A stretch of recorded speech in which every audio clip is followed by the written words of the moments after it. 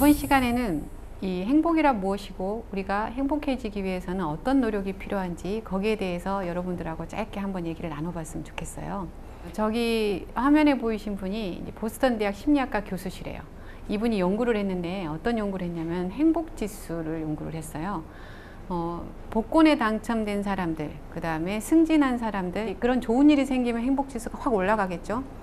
그리고 교통사고를 당하신 분들, 이런 어려운 일을 당하신 분들도 행복지수가 낮아지겠죠, 이런 분들은. 그런데 이분이 놀라운 발견을 했는데 뭐냐면 이렇게 어마어마하게 좋은 일이 생겨도 행복지수가 며칠, 몇 달 정도 지속이 되다가 다시 원상태로 돌아간다는 거죠. 반대로 불행한 일을 당하신 분들도 행복지수가 순간적으로는 떨어진다고 해요. 그런데 다시 원상복귀가 된다고 해요. 그럼 우리가 나는 뭐 힘들어, 행복하고 싶어, 행복하면 좋겠어, 이렇게들 많이 생각을 하잖아요. 그러면 우리가 행복하기 위해서는 어떻게 해야 되냐는 거죠. 사실은 좋은 일이 행복지수가 이렇게 높이는 거라면은 계속해서 좋은 일이 날마다 일어나면 좋겠죠. 그러면은 뭐 오늘은 갑자기 로또를 맞았다가 내일은 뭐 잘생긴 사람이, 남자가 나한테 와서 청혼을 했다가 모레는 또 다른 좋은 일이 생기고, 이렇게 반복해서 좋은 일이 계속 일어나면 얼마나 좋겠어요. 근데 그런 인생이 어디 있겠습니까? 그리고 좋은 일이라는 것도 날마다 일어나면 그게 얼마나 좋은 일이겠어요. 날마다 누가 나한테 금덩이를 하나씩 가져다 준다. 우리 집에 뒷산에 금이 다 쌓여 있다. 좋으려나요? 별로 좋을 것 같지는 않아요. 금으로 밥해 먹을 수는 없잖아요. 그러니까 아무리 좋은 일도 계속 일어나면 사실은 그게 좋은 일이라고 볼 수가 없어요. 그래서 이렇게 좋은 일로 인해서 행복지수가 일시적으로 올라가는 가는데 계속해서 좋은 일이 일어나서 행복지수를 유지시키기는 어려워요. 그러면 우리가 진짜로 행복한 거는 어떻게 해야지 내 행복이 유지가 될 수 있느냐는 거죠. 지속적으로 내가 행복감, 만족감을 얻기 위해서는 뭐가 필요하고 뭐가 중요하냐. 여기 보시면 이 선이 있죠. 이 선이 뭐냐면 베이스라인 해피니스예요. 나의 기본적인 행복지수인 거죠. 좋은 일이 있으면은 나의 기본 행복지수에서 확 올라가요. 그런데 몇 달 지나면 이게 내려가요. 내가 기본적으로 내 마음에 항상 존재하고 있는 행복지수로 돌아가는 거죠. 안 좋은 일이 있으면 이게 내려가요. 안 좋은 일이 있으니까 안 좋은 일이 생겼는데도 하하호 하면 이상하죠. 그런 분들은 저한테 오셔야죠. 근데 당연히 불행하죠. 안 좋아요. 그러나 다시 몇 달이 지나면 기본적인 나의 마음에 있는 행복지수로 올라간다는 거죠. 그러면 답이 나와 있죠. 베이스라인 해피니스가 높으면, 남보다 높으면은 내가 좀 그래도 비교적 행복하다고 느끼고 살고 있다는 거죠. 그럼 이 베이스라인 해피니스는 뭐에 의해서 결정이 되느냐? 뭐에 의해서 결정이 될까요? 여러분 그 자존감이란 얘기는 들어봤을 거예요. 베이스라인 해피니스는 자존감에 의해서 결정이 돼요. 자존감이란 건 뭡니까, 여러분? 자아 존중감이죠. 자존감에 대해서 우리가 자존감 하니까 굉장히 많이 우리한테 귀에 익숙한 단어잖아요. 근데 자존감이 뭔지에 대해서는 정확하게 모르시는 분들도 많아요. 우리가 존중하는 것하고 존경하는 건 차이가 있죠. 존경은 뭡니까? 존경은 저 사람한테 훌륭한 구석이 있는 것에 대한 경외심이 존경이죠. 존중은 뭐냐면 그 사람의 특색이나 가치를 인정해 주는 거예요. 그럼 자아 존중감은 뭐냐? 내가 잘한 것도 있고 못하는 것도 있고 내 장점도 있고 단점도 있어요. 나를 내 자신으로 받아들이고 인정해주고 그거를 그냥 만족스러워하는 게 사실 자존감이에요. 나는 이런 사람이에요. 이건 잘하고 이런 건 못해요. 그러나 대체적으로 나는 그냥 세상을 이렇게 살아가는 사람이에요. 이 모든 거를 받아들이는 게 자존감이죠. 자존감이 낮으면 열등감이 생기죠. 열등감이 있으면 소심해지기도 하지만 잘난 척도 해요, 때로는. 왜냐하면 내가 사실 자신이 너무 없기 때문에 내가 이런 걸 보여줘서 남들한테 자꾸 인정을 받고 싶어 하거든요. 그러니까 나 이거 있어, 나 금덩이 있어, 나 다이아몬드 있어, 이렇게 자꾸 내세우고 싶은 마음이 생기는 거죠. 그래서 잘난 척하는 친구들이 옆에 있다면 이 친구가 사실은 불우이웃이라고 생각을 하셔야 돼요. 인정받고 싶은 거죠. 너 괜찮아, 이런 말을 어쩌면 듣고 싶을 수도 있어요. 그래서 자존감이 있으면은 베이스라인 해피니스는 높아진다는 거죠. 자존감은 어떻게 생길까요? 근데 나는 왜 자존감이 낮은데 나는 왜 높을까요? 일부는 타고난 것일 수도 있어요. 그런데 어렸을 때부터 내 주변 사람들, 특히 부모님, 내 주변 어른들, 내 주변 친척들, 형제들이 나를 어떻게 바라봤는지도 굉장히 중요한 요소 중에 하나예요. 저희 병원에 상담 온 친구 하나는 얼굴도 예쁘고 날씬하고 공부도 잘해요. 부족할 게 없어요, 제가 볼 때는. 근데 다른 사람하고 비교해서 조금이라도 본인이 못한다고 생각을 하면 만족을 못해요. 힘들어요. 항상 우울하고 불행해요. 날씬해요. 날씬한데도 살을 더 빼야 된다고 생각하고 공부도 잘해요. 근데 한 과목이라도 잘 못하면은 엄청나게 우울해져요. 내가 완벽해지지 않으면 이 친구는 만족을 못하는 거예요. 내가 스스로 나한테 만족을 못하기 때문에 항상 힘들고 불행하고 옆에 누구 조금이라도 나보다 티끌만큼이라도 잘하는 누군가가 있으면 그거하고 비교를 하는 거죠. 사람이 완벽하진 않잖아요.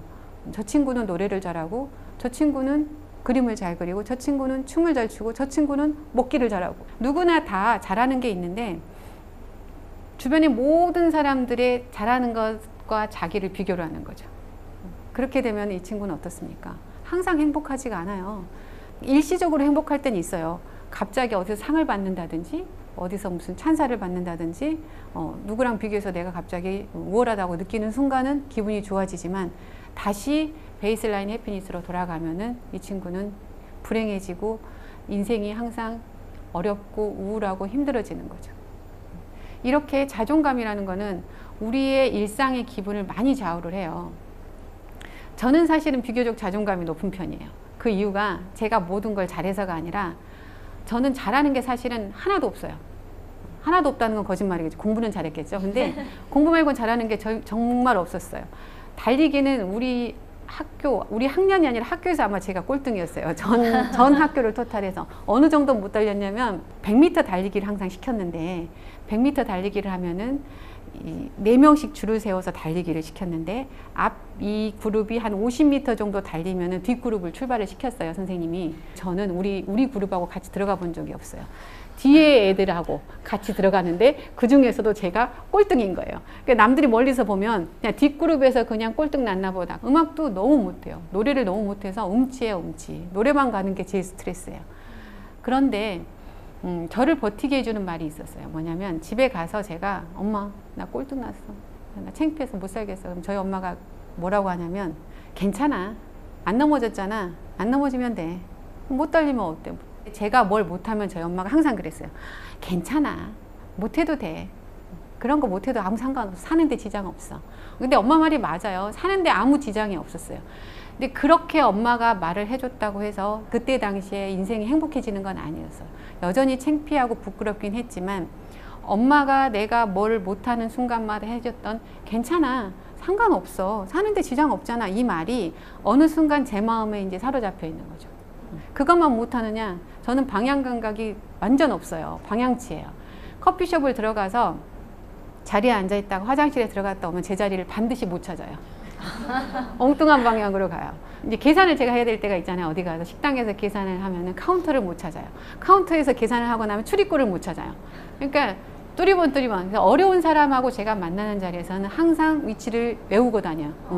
책장 옆에 뭐 옆에 화장실 옆에 뭐 이렇게 외우지 않으면 저는 한 번 찾아간 길은 반드시 못 찾고야 말아요. 여행도 혼자 못 가요. 길 잊어버릴까 봐. 사는데 불편은 해요. 근데 부끄럽진 않다는 거죠. 불안하지도 않아요. 왜냐하면 도와주는 사람들이 생기더라고요. 놀랍게도 저희 남편이 방향 감각이 엄청 좋아요.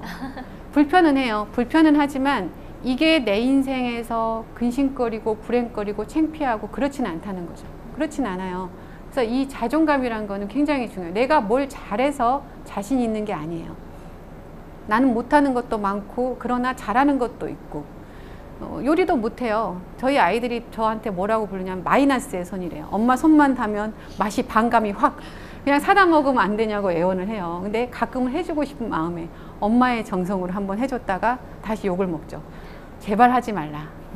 이렇게 저같이 못하는 것도 많은데 이렇게 뻔뻔한데도 하나도 부끄럽지가 않은 거예요. 왜냐하면 그것 말고 전 잘하는 게 되게 많거든요.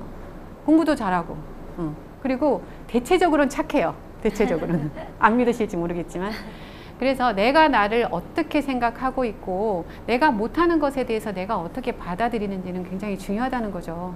그래서 이 베이스라인 해피니스는 굉장히 중요해요. 그러면 나는 이번 생은 틀렸어. 난 자존감도 엄청 낮고 나 베이스라인 해피니스가 낮기 때문에 나는 이번 생은 글렀나 봐. 행복해지긴 글렀어. 이렇게 생각하실 수도 있겠죠. 근데 그렇진 않아요. 인생은 다시 한 번의 기회가 있어요. 어떻게 우리가 그 기회를 잡을 수 있는지는 이따가 제가 설명을 해드릴게요. 그러면 베이스라인 해피니스가 높다. 그거 말고 그럼 내가 노력할 게 전혀 없냐? 그렇진 않아요. 우리가 베이스라인 해피니스가 어느 정도 높다 하더라도 노력을 해야 될 게 뭐냐면 사소한 것에서 만족감을 느끼려는 노력은 필요해요. 항상 뭔가 빵 터지는 이벤트, 어메이징한 사건으로 내가 행복하다. 그런 정도의 놀라운 사건은 인생에서 몇 번이나 찾아오겠어요. 그리고 날마다 놀라울 정도로 행복한 사건이 한 일주일만 지속이 되면 그게 과연 행복이 됐겠냐는 거죠. 절대로 그건 행복이 아니죠. 그러면 우리가 행복을 유지하기 위해서 나의 만족감이나 내가 행복한 인생을 살기 위해서는 뭘 해야 되느냐? 노력이 필요한데 뭘 노력해야 되냐면 사소한 것에서 행복을 느끼려고 노력을 해야 돼요. 요즘 그런 말 있잖아요. 어느 순간 제가 TV를 틀었더니 소확행 이런 얘기가 나오더라고요. 그게 필요한 거죠. 오늘 강의를 들으러 왔는데 친구랑 오신 분도 있고 혼자 오신 분도 있을 거예요. 강의가 재미없었으면 정말 짜증나겠죠. 뭐야 아침부터 덜덜 떨고 이걸 들으려고. 그런데 가다가 맛있는 커피숍에 들려서 커피를 한 잔 마시니까 오, 이렇게 맛있는 커피를 내가 만나다니. 세상에 맛없는 커피도 얼마나 많은데 얼마나 행복해요. 행복하잖아요. 점심에 맛집이라고 갔는데 맛이 되게 없었는데 깍두기 하나가 탁 맛있었어요. 그래도 이거 하나라도 맛있어서 정말 다행이잖아요. 행복하잖아요. 깍두기를 씹을 수 있는 이빨이 있다는 게 행복한 순간이 있어야 돼요. 아침에 눈을 떴는데 이 엄동설 길바닥에서 눈 안 뜬 게 얼마나 다행입니까, 여러분. 이렇게 아주 일상에서 우리가 자꾸 만나는 일상에서 소소하게 내가 누릴 수 있는 행복, 이런 걸 한번 찾아보셔야 돼요. 그거는 사실은 노력이에요. 이게 유명한 일화죠. 어부와 사업가 얘기 혹시 아세요? 이 얘기 제가 다른 데서 저도 들었었어요. 성공한 사업가가 막 지쳤어요. 사업은 굉장히 성공했고 승승장구하는데 너무너무 바쁘고 지친 거예요. 휴가를 낼 시간도 없이 이 사람은 일만 하고 살았던 사람이에요. 그래서 이 사람이 좀 쉬고 싶었어요. 쉬고 싶어서 한적한 어촌을 찾았어요. 거의 무인도에 가까운, 아무도 살지 않을 것 같은, 몇 명밖에 안 사는 그런 어촌을 찾아서 바닷가에서 그늘에서 누워서 며칠을 지내기로 했어요. 바람은 쐬고 누워 있는데 저쪽에 보니까 어부가 고기를 잡고 있어요. 근데 고기 몇 마리만 잡고 그거를 누구한테 넘겨주고는 그늘에서 쉬고 노는 거예요. 며칠째 보니까 이 어부는 하루에 몇 마리만 잡아요, 고기를. 그래서 이 사업가가 답답했어요. 이 어부가 한심한 거죠.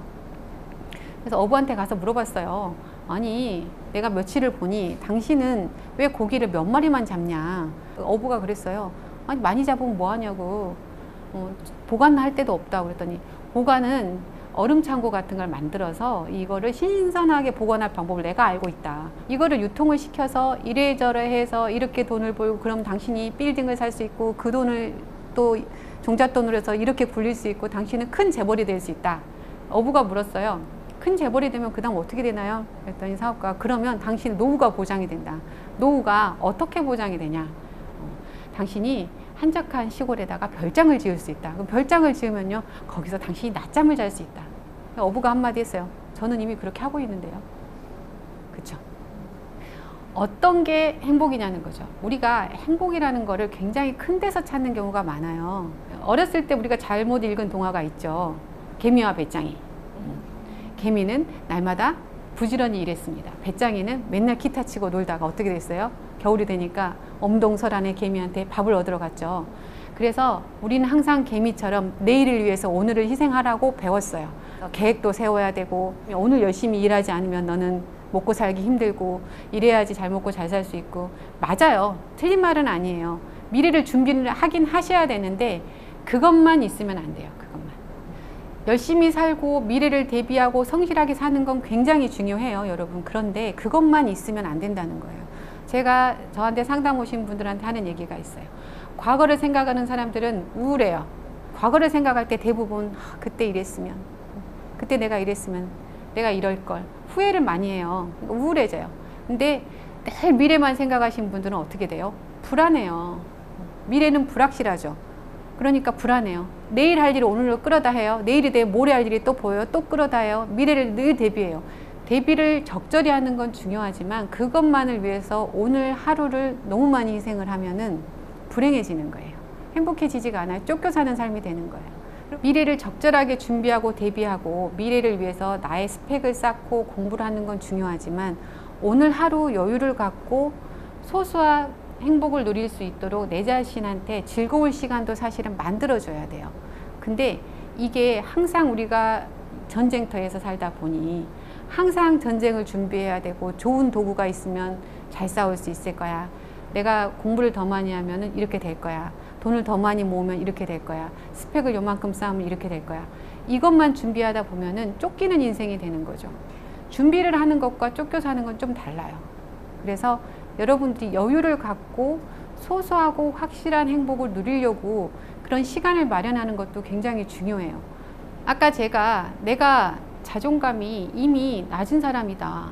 나는 이번 생은 글렀어. 이렇게 생각하지 마시라 그랬잖아요. 인생은 2막이 있고 2라운드가 있고 우리가 만회할 기회가 있어요. 두 번째 기회가 오는데 이 기회에 대해서 제가 이 예를 들어서 설명드리려고 해요. 굉장히 멋진 섬이죠. 카우아이 섬이라 그래요. 이 섬에 저도 한번 가보고 싶은데 이 섬에 대해서 카우아이 섬의 종단 연구 인터넷 치면 쫙 나와요. 이 연구가 굉장히 유명한 연구거든요. 이 카우아이 섬은 어떤 섬이냐면 연구하기가 굉장히 편한 섬인 게 이 섬은 인구가 유동이 없대요. 그러니까 들고남이 없어요. 그러니까 이 섬은 너무 이렇게 동떨어져 있는 섬이어서 대부분 이 섬에서 태어나서 이 섬에서 그냥 죽는 거예요. 1955년에 이 섬에서 태어난 모든 신생아를 조사를 했어요. 그래서 뭐 가정 환경, 뭐 이 직업, 뭐 경제력, 건강, 뭐 여러 가지 이 신생아들의 환경 조사를 한 거죠. 환경 조사를 해서 그 중에서 가장 열악한 201명을 연구를 하기 시작했어요.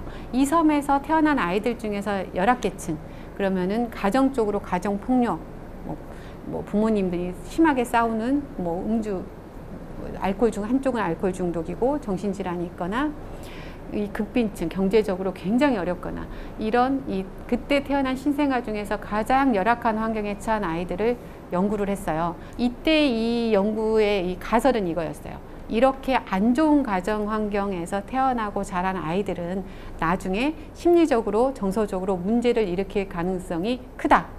대부분 그렇게 생각하잖아요. 이렇게 어려운 환경에서 자라면 정서적으로 문제가 있을 거고 아이들이 심리적으로 어려움을 겪을 거다라고 생각을 하고 연구를 시작을 했어요. 그랬는데 어메이징한 결과가 생겼어요. 실패했어요. 연구가 30년을 들인 연구가 실패했어요. 30년 후에 조사를 해봤더니 그렇지 않았다는 거죠. 이 201명이거든요. 이 연구 대상이 201명 중에 72명, 3분의 1은 아무 문제가 없었대요. 그리고 심지어는 더 훌륭하게 모범적으로 살아가는 사람도 있었다는 거죠. 이것 때문에 이 일이 생겼다라고 하려면 적어도 95% 이상은 맞아 떨어져야지 그 가설이 맞다 우리가 받아들이는데 3분의 1이 아니었다면 이 가설은 틀린 거죠. 그래서 예상하고 완전히 빗나갔네. 뭐 어떻게 된 일이지 의문점을 갖기 시작을 했어요. 그래서 연구를 변경을 했어요. 이분이 어떻게 변경을 했냐, 이 3분의 1의 사람들, 모범적으로 잘 자란 환경의 영향을 받지 않는 사람들의 특징이 뭐였는지를 조사를 해봤어요. 그랬더니 이 사람들한테는 자신을 믿어주고 지지해준 사람이 적어도 1명 이상이 있었다고 해요. 그리고 소통 스킬, 커뮤니케이션 스킬이 높은 사람이 이렇게 훌륭하게 잘 성장을 했다고 해요. 사실 이게 이 앞에 첫 줄하고 뒤에 줄하고는 같은 얘기예요. 커뮤니케이션 스킬이 좋기 때문에, 소통의 기술이 좋기 때문에 주변 사람들하고 좋은 관계를 맺어서 나를 지지해주는 사람을 만났겠죠, 당연히. 그래서 이 두 가지가 일치했다는 거죠. 이게 열악한 가정 환경에서 자라긴 했지만 주변에 나를 믿어주는 사람 1명과 좋은 소통을 하면서 성장을 하면 어린 시절의 가정의 아픔 회복에 대해서 훌륭하게 잘 자랐다는 거죠.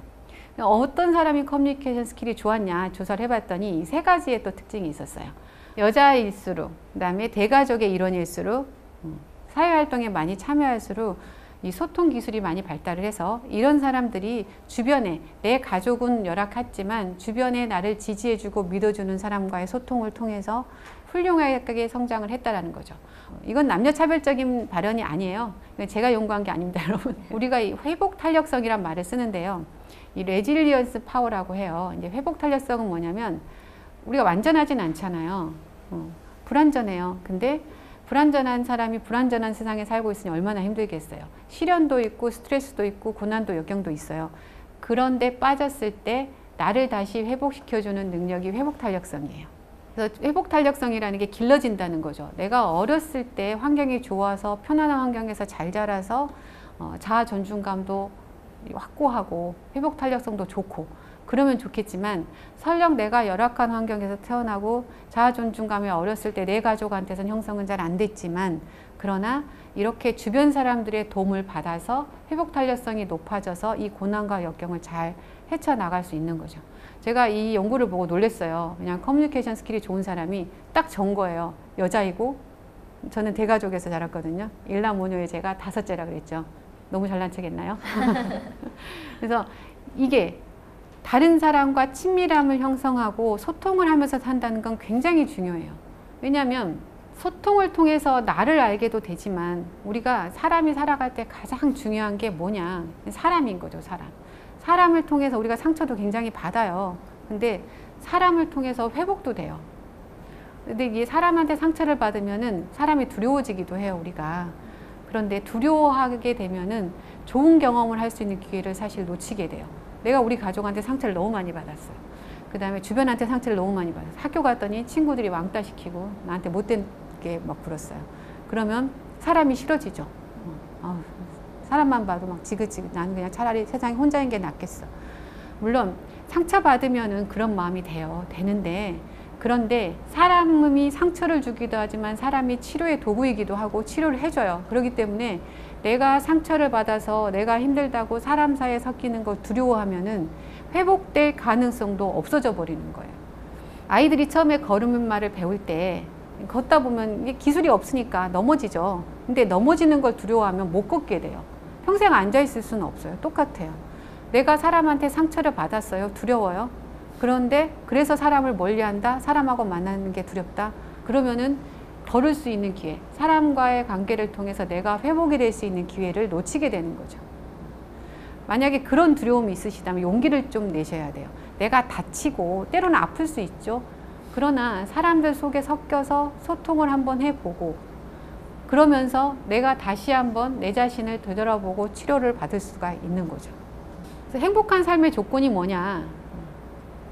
우리가 행복한 삶을 살기 위해서는 대상이 필요해요. 대상. 사람은 가장 의존적인 동물 같아요. 제가 볼 때. 하등동물일수록 독립된 개체로 잘 사는 애들도 있어요. 식물 같은 경우는 심어만 놓고 햇빛하고 비만 오면 살잖아요. 근데 사람은 누군가가 나를 키워줘야지 살아요. 아기 때부터. 엄마가 있어야 살잖아요. 엄마가 젖병 물려줘야지 제가 빨리 젖병 기어가서 찾는 애기 없잖아요. 근데 이게 아기 때만 그런 건 아니에요. 놀 친구가 있어야지 우리가 사회성이 길러지는 거죠. 저도 마찬가지예요. 제가 전문의 자격증을 땄지만 환자가 있어야 의사죠. 저를 찾아주는 환자가 한 명이 없으면 제가 의사입니까? 아니죠. 그런 것처럼 대상이 있어야지 내가 존재하는 거예요. 사람은 홀로 존재하는 존재가 아니더라고요. 어떤 대상이 있는지, 내 주변에 내가 처음 만난 대상이 좋은 대상이면은 너무 럭키하죠. 너무 행운이에요. 내가 만난 처음 대상이란 건 내 가족이겠죠. 부모님, 부모, 형제, 가까운 친인척. 근데 그 대상이 별로 안 좋아요. 그 대상이 나한테 상처를 줬어요. 그래서 마음의 문을 닫고 다시는 대상과의 관계에서 내가 친밀함을 형성하지 않겠다. 도망을 가는 거죠. 피해버리면 회복될 방법이 없어요. 내가 상처는 받았지만 아까 그 카와이 섬 연구에서처럼 다른 대상을 통해서 내가 또 이게 나아질 수 있는 그런 기회가 있거든요. 사람이 사는 데는 대상이 너무 필요하죠. 행복한 삶의 조건에 반드시 들어가야 되는 것 중에 하나가 대상이죠. 사람이죠. 제가 좋아하는 시예요. 현대사회에서 우리는 어때요? 기괴한 부품 같죠. 내가 녹슬어서 없어지면은 다른 부품으로 갈아 끼우면 돼요. 회사는 그래요. 우리가 일터에 가면은 그 일에 적합한 도구죠. 그런데 우리가 이 전쟁터 같은 세상, 각박한 세상에서 우리를 유지시켜주고 살아갈 수 있게 만들어주는 게 뭐냐? 대상이 있어요. 김춘수 시인의 꽃이라는 시를 제가 참 좋아하는데 그 시에 보면 여러분 학교 다닐 때 배웠나요? 이거 교과서에 요즘 안 나오나 모르겠어요. 옛날엔 나왔었는데 내가 그의 이름을 불러주었을 때 그가 나한테로 와서 꽃이 된다는 거죠. 맞아요. 우리가 누군가에게 필요한 대상이 된다는 것. 내가 누군가에게 필요한 존재, 그 사람이 나한테 필요한 존재가 되는 것. 그래야지 우리가 존재감이 생기고 세상을 살아나갈 때 힘이 된다는 거죠. 아까도 얘기했지만 여러분, 전쟁터 같은 세상이에요. 사는 게 팍팍하고 힘들어요. 숨가쁘죠. 잠깐 멈추고 한번 생각을 해봐야 돼요. 내가 내일을 담보로 오늘을 너무 희생하고 있진 않은지, 오늘 내가 즐거워해야 되는 것, 기뻐해야 되는 소소한 즐거움을 내가 놓치고 있는 건 아니지. 바쁜 일상이지만 미래를 위해서 준비는 많이 해야 되는 그런 빡빡하고 각박한 세상에 살고는 있지만 한번 멈추고 나의 소소한 행복도 한번 누려보고, 그리고 주변 사람들과의 관계를 통해서 나도 그 사람한테 필요한 존재가 한번 되어봐주고 그 사람도 나한테 필요한 존재가 되게끔 한번 해보고, 이렇게 해야지 우리가 이 행복이 유지가 될 수 있다는 거죠. 항상 행복할 수는 없어요, 여러분.